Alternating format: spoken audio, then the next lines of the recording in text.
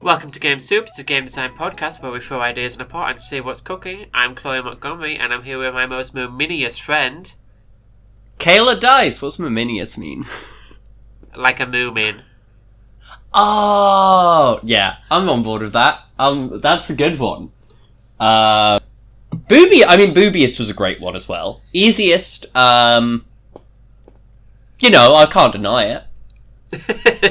Forgot what we said last week, but... I think the last one... I can't remember. At one point, we've done a Homestuck one. Yeah. You were rancorous at one point. Oh, I can't believe that. Your friend who has remembered to turn their phone off Do Not Disturb, finally, so there will be no calls this episode. Damn. So we can't do a 5-minute episode and blame the government for it? Yeah, it's so fun to blame the government. Your friend who did fuck up her shoulder in an embarrassing way today. Damn, go on then. Okay, so I noticed my shoulder was feeling weird. And I was in my mind I was just like, oh, I must have slept on it funny. And then I didn't actually notice at the time. I was like, wait, no, it hurt. My shoulder felt fine in the morning. And then I just went to make coffee. And the thing is, at the moment, I have coffee beans. But I don't have a coffee bean grinder. But what I do have is a mortar and pestle. So that's how I crack beans. But also the way I was pressing down. I'm like, oh, I hurt my shoulder pestling my beans. Pestling my coffee beans. It's very witchy. It's like, you don't need the machine, you don't need the technology, you use your hands, you get in there with your hands. I famously am a person who should get in there with hands and not use technology, is what has always been said about me. Jesus. So this is supposed to be a game design podcast. It's not all just Kayla saying... What? Saying what? Saying what? Horny things? Horny things? You say horny things on this podcast more than me. You just say horny things about me. Lewd things. So you put the blame for me on me, but you're the one who brings it up.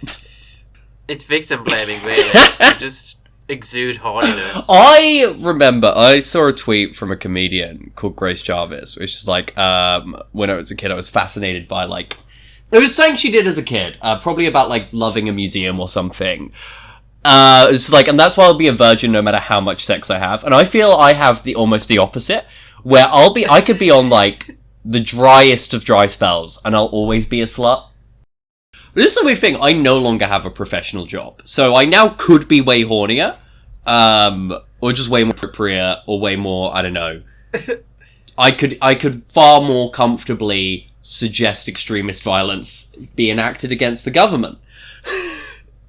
In ways I couldn't do as a teacher. Not that was suggesting that. But I don't know. It's a weird thing where I'm like, do I want to go make my online brand hornier? I don't have to, but also maybe it'd be good. Coming in 6 months, the Rat Wave OnlyFans. Honestly, if not for the fact that would seem like more work than what I currently do. For also the sort of I already do have a job where I have to really. Well, I was going to say grind, but that obviously comes with a bit of different connotations given the conversation. But I already have to work hard and constantly push myself out there to try and make this a job, and that's the same with OnlyFans. It's ultimately both of them are jobs of being an online content creator. Yeah, I guess there's a lot less writing involved. I guess. Yeah. Probably more expenses, though, I reckon. Just take a selfie with your shirt off. Yeah. Get a ring light. True. I mean, actually, my webcam at the moment now does do a light if I flip it on. There, I'm actually kind of washed out because there's decent light in the day. But what I was going to say is I tried to leverage first follows into Kickstarter follows for Terminal. And I'm not sure how well it worked, but I am absolutely going to double down on that strategy for Psychodungeon. Yeah, you launched the Coming Soon page, didn't you? Yeah, that's exciting. Yeah, maybe those are the words today. Psychodungeon, and what do you make up instead of me? You know what the I've been watching too much Mob Psycho to come into Yeah, this. you also do know the game because I sent you an early draft. I've not read most of it. I kind of skimmed it. I know it's like Persona. Yeah, people do say that. I've not played any Personas, so I don't know how much that is, how, like, deep that is versus how superficial. I mean, going into dungeons that are just representations of people's minds can't just be a Persona thing. That does sound like a trope. Yeah, there's a lot of, like, you know, into the center of the mind stuff. But yeah, and it's also that all as, like, a workplace action thing. I can't believe you made a game based on Kiki's Pizza Delivery Service, that one Steven Universe episode where he fights pizza in his dreams. I do so much, like, dream hop shit for someone who doesn't remember their dreams. Like, it's big in Terminal, it's this, like, it's not necessarily dreams, but I call them, like, nightmarish psychostructures a lot. They're also, it's kind of like an allegory, I guess, more, like, I realized, I never why you need to clear these dungeons, beyond the fact that, like, sucks that that's happened. And I was like, oh, right, yeah, the explanation I had, but hadn't written out was like, well, yeah, while a dungeon's active, you, like, are lost of all energy and are stuck in bed, and I'm like, oh yeah, so a Psychodungeon is also kind of a metaphor for depression and breakdowns for the people. Yeah. Depression. If yeah. this sounds fun to you, and you want to play a werewolf which is a thinly veiled allegory for chronic pain, go to psychodungeon.ratwave.uk. Woo. Okay, assign me one of the playbooks. Which playbook am I? Let's do this for everyone. That's a good question. Let's assign them a playbook. Okay, so I'll maybe go through the playbooks, and then, like, we can start also going them. So, like, Wizard is all about, like, oh, you did loads of training to be a wizard, and now you're maybe not sure you actually like this. It's a lot about, like, your responsibilities and sort of, like, the backstory as well is a big thing. Like, are you a wizard because all your family was wizards? Or was there something, other reason you once cared about this? Alyssa called it degree regret the class. Yeah, I was going to say it's kind of burnout. Yeah, they are all a bit burnouty in different ways. The witch is way more about, like, sort of... It's the thing about, like, the need to monetize all of your passions. Like, the emphasis on witchcraft there is all about, like, oh yeah, like, witchcraft is this, like, private thing. It's a lot of, like, communing with spirits, and it may be, like, a sort of, like, family tradition or stuff you have. But you're using it as your job, because you get to just have hobbies anymore. They all kind of need to be turned into something. So the whole struggle is like, oh, are you trading away everything you once sort of cared about and why you once enjoyed this hobby in an attempt to make it work? Yeah. Werewolf is... That could be just most of the game designers that we know. So there we go. Vast scattershot call-out post. It's a thing, yeah. It's not how I feel about game design, but it was how I felt about other things at times. And I like baking, and I like that I've never tried to do anything with baking, because I like that that's just a thing I get to do and be a nice hobby. Yeah, I like baking, but I would ruin it by trying to be a baker. Yeah. It's just a hobby. Yeah. It's like, yeah, it's based on, like, some people I know. It's also, I guess, yeah, about, like, me occasionally having to done that. I think it's about my worries with game design, but I don't feel I'm there. Like, I still enjoy this lots. Give it 10 years. Yeah, it's the fear. It's the fear of something having just turned on to being stuck on a treadmill and not actually caring about something. Werewolf is all about, like, chronic pain. Specifically, it's the way that, like, the wolf that you develop, like, lycanthropy from your dungeon job, which is definitely about the fact that I developed fibromyalgia while working as a teacher. And then it's like, oh yeah, the wolf has these different desires. Then maybe like you have to do a pick list of, like, human desires and the wolf's desires and, like, ones they're united by. And it's kind of a lot about, like, feeling disconnected from your own body and feeling the sort of, like, awkwardness of that. You also do literally just pick pain as well. Like, you pick one of the pains you're in, which, you know, could be like, you know, I do say, oh, it could just be, like, severe joint pain. It could also be said, like, yeah, your pain is, like, a complete lack of focus or something. Some of, like, the things the wolf desires, it could be, like, you know, horniness. It could be a sort of, like, cold comfort. Like, pressure is one. Yeah, and, like, that's kind of, like, that playbook is kind of about, like, can you figure out how to listen to your body and actually develop a better relationship with it rather than trying to fight it. It sounds like the goal for a lot of these guys is to just stop doing their job. Yeah, like, honestly, that is kind of the thing. Like, there's a whole section on endings in it. Because in theory, it's, like, so after each, like, job you do, like, a sort of tick list where one is you get your sort of progress bar, which can get you advancements. Some of them start out, like, small. Like, it can just be like, oh, if you're a wizard, you've mastered this new discipline. If you're the werewolf, maybe, like, unify one of your desires. But you also start getting opportunities to, like, quit the job, where it's like, oh, you maybe get a promotion that is, like, not a Psychodungeon job. Or if you, like, one of the playbooks is the Rockstar, and it's like, oh, you can book some surface gigs. Maybe, you know, you don't need to do this. You also have, like, a stress meter, where, like, if that maxes out because of, like, negative experiences, your Psychodungeon appears, like, and that needs to be cleared by people. Oh, that's cute. Presumably by your friends, you can go down and help out on it. But then it's like, you have, like, an option after that. It could be like, oh, you've changed playbooks because you, in dealing with your own Psychodungeon, picked up lycanthropy. Or it could be, you quit, like... And that kind of is always the ending, I think. I imagine maybe some people, like, find different ways through with it. It doesn't necessarily have to be. But, like, in my mind, a lot of these are eventually, like... Yeah, this job, you might care about it, but it can't necessarily look after you in a way.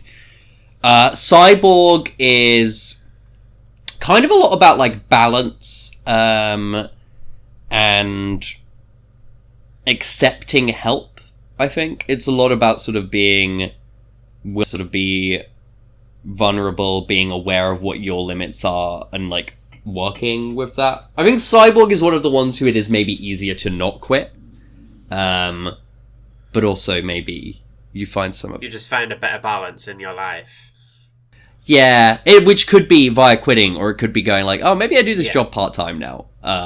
Or maybe I look for a different task I do about it. But yes, what else have I done? So that's 4. Who do you know is the cyborg? Who needs to redo their work-life balance? That's interesting, because, like, the cyborg is about, like... The balance is less like the work-life one, and I think more balance of knowing your own limits. It's, like, cyborg and werewolf are definitely, like, big disability... like, informed game, like, playbooks, but I don't emphasize that as much in marketing, mainly just because I don't want to, I don't want to have to be ultra personal to get that point across. But I'll talk about it on, like, podcasts or videos or stuff where people aren't, you know. It's the difference between, like, something you do as a promotional tweet and something you do when you're, like, rambling and talking. Yeah. But, like, Shapeshifter is then another one. Where, like, the point about that one is, like, oh, your work-life balance is just being completely destroyed. Like, there's a bunch of things you lost in the dungeon, which can be stuff like, oh, you lost your favorite drinking spot, you lost this relationship to it, you lost, you know, your sense of hope to these your dungeons. Happy memories of your mother, yeah. Yeah, it's like, and, like, the specificness of why it's a shapeshifter, I think, is because it's all about, like, sort of conforming yourself into a spot, like... That's one definitely should end with quitting, or somehow becoming another playbook that maybe has, like, a better relationship, because, like, yeah, the whole point on there is, like, you've just, like, really, like, lost everything. And I feel like I don't want to accuse one of our friends of being, the shapeshifter, because it, like, obviously there's I'm just annoyed that you've stolen the only playbook I ever write for every game, the shapeshifter. Yeah, I should have got you in on doing the shapeshifter. Well... Then, Sword Fighter is all about, like, optimism. Like, it's like, yeah, you don't have any of the baggage of any of the other playbooks. You're new, and you don't have any sort of big, like, complications. You just go in with a sword and fight stuff. And that's, like, it's one where, like, yeah, you're in a really sort of, like, positive position, but so much of it is about, are you out of your depth in terms of, like, moves and stuff? And learning your own sort of, I guess, like, how you feel about this. There's a thing of, like, why do you, like, I think one of the pick lists is, like, pick one reason you like this job and one you were afraid of liking it, and options might be like, oh, I'm good at this, or I like Yeah. hitting things, it turns out, or oh, I like that we help people. Which, like, it gives a really interesting thing if someone picks, like, all of the maybe more, like, violent-orientated ones for why they like the job, and then for reasons they're afraid, like, help people. It's a lot of responsibility. Yeah, I could see that, like, suddenly breaking bad quite quickly. Yeah. I need to set, like, that's actually one thing I haven't finalized, like, how much people's, like, stress meters and progress bars are, because I feel like maybe the Shapeshifter has a quite short stress meter, on account of the fact that they're, like, so fucked, whereas I feel like maybe the Sword Fighter probably has, like, a longer one, but maybe I think, like, maybe they can't clear I was going to say, maybe they have, like, segments in it, and if you get to a certain segment, you unlock some sort of stress move or something. I don't know. Yeah, I mean, so the way, like, stress meter works is, like, it's short, it's, like, slightly longer than the progress bar, and you can spend a full progress bar, instead of spending any, like, level ups or advancements which would narratively help your character, you can just spend it on, like, knocking back the stress meter, which is then, like, this push and pull where it's, like, it's only, you're not actually making any personal progress, but you are keeping a breakdown at bay. But yeah, I need to figure out the exact, like, segment number for them and how different they are for different playbooks. Number 7 is the Rockstar, which is basically, like, you know, because it's fucking dream logic in the dungeon, so they just use music and stuff to, basically as powers. But, like, the thing is, it's kind of a bit, like, of a sort of, like, you know, creativity as therapy angle. It's also kind of about, like, being someone who is so explicitly a performer and wearing, like, masks compared to everyone else. Like, everyone kind of, like, if you do a job where you interact with people, you're kind of putting on some kind of mask. But the Rockstar's just really self-conscious about it. So, like, the pick list of stuff like, oh, what's something you bring into your work to channel to try and, like, help you versus what's one thing you just keep out so, like, locked out. Yeah, it's a playbook I think is a lot about, like, your interactions with people. It's maybe the more sort of, like, hard on the sleeve playbook, which is both its strength and its struggle. So who are you, Chloe?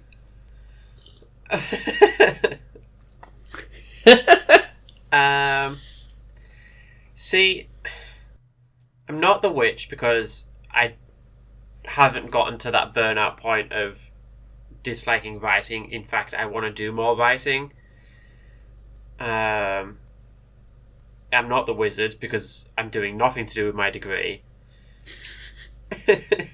I guess, like, there's certainly something to say with one of the pain ones, like the werewolf or the cyborg, because I've certainly gotten some lingering pain from my jobs. So many bending down to push things in shelves hurts your knees. Yeah. What else was a shapeshifter? Shapeshifter.